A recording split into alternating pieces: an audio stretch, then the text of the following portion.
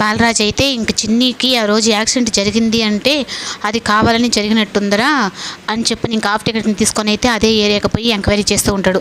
అప్పుడు ఒక అతన్ని అడిగితే, సార్ మన ఈ విధంగా ఒక చిన్న పాపకి యాక్సిడెంట్ అయింది కదా, అది ఏమన్నా మీరు చూసారంటే, అవును సార్ చూశాను, అది అమ్మాయికి తెలియకుండా జరిగింది కాదు, కావాలని స్పీడ్గా వచ్చి గుద్దేసి వెళ్ళిపోయిందని చెప్పి అనడంతో ఇంకా బాలరాజుకున్న అనుమానం కాస్త ఇంకా ఇంకా భయపెట్టేలాగా అయిపోతుంది.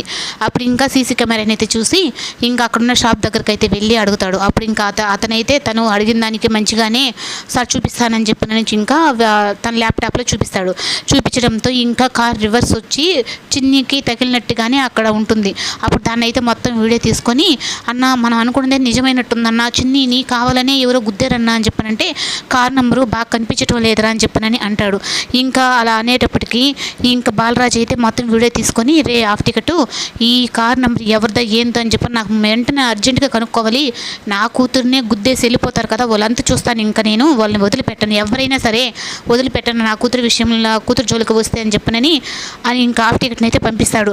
ఇంకా చిన్ని అయితే ఇంకా సర్లా మొత్తం పనులు నేను చేయలేకున్నాను, నీ బట్టలు నానబెట్టున్నాను పోయి ఉతుక్కో, నీకేం బాగానే ఉంది కదా అని చెప్పని చిన్నికి అయితే పనులు చెప్తూ ఉంటుంది. ఇంకా సరే అత్తయ్య అని చెప్పని తను వెళ్ళి ఇంకా బట్టలు అవి చూస్తూ ఉంటే తన షూస్ అలాగే బట్టలు అన్నీ అయితే ఉతికేసి ఉంటాయి. అప్పుడు ఇంక ఇవన్నీ ఎవరు ఉతికేసి ఉంటారా అని చెప్పని ఇంకా పైకి వెళ్ళి అప్పుడు భారతమ్మని అడిగితే, భారతమ్మే మీ టీచర్ నీ కోసం ఉతికేసిందమ్మంటే, అవును టీచర్ గారు ఎందుకు నా బట్టలు షూస్ అన్నీ ఉతికేసింది అని చెప్పని ఆంటీ అని చెప్పనంటే, నీకు హెల్త్ బాగాలేదు కదా, చాలా నీరసంగా ఉన్నావు కదా అందుకని ఉతికేసిందంటే, అదేంటా అంటే మా అమ్మ అయితే కదా చేయాలా అంటే, నిజంగా మా అమ్మేనా అని చెప్పి భారతమ్మని అయితే చేరిని అడుగుతుంది. కాదమ్మా తను ఉషానే కదా, నీకు ఎన్నిసార్లు చెప్పాను నీకు అర్థం కావద్దు, ఎందుకు తనని అలా ఇబ్బంది పెడతావు, మీ టీచర్ మళ్ళీ కోపగించుకుంటుంది కదా, ఇప్పుడేదో నీతో బాగుంది కదా అని చెప్పనని మాట దాటేస్తుంది.